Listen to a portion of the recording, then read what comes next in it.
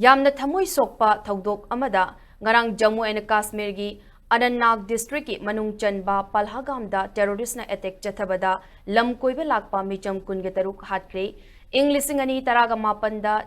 chathaki-ba Pulwama strike ki matungda tampak ki mafamda chathaki-ba khwaidigi tamthiraba misi mina kaya nanghankiba attack ama oiri nakalamaromda ngarang chathaki-ba attack adu Pakistan gi Hatkhre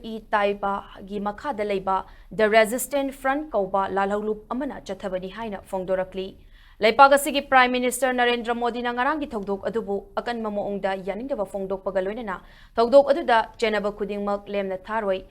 laibak tiba thaudok adu soidana justice fangangani haina fongdokre Prime Minister Narendra Modi mak Saudi Arabia gi khongchat tensinduna ngasi ayu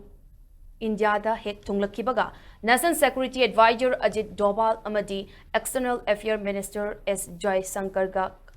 akhanaba mifam ama pangthoki ngarangi Palhagam attack adubu malemgi laipak kaya gi luchingba kayana akan mamuongda yaningdaba fongdorakli US ki President Donald Trump Russian gi President Vladimir Putin amadi Italian gi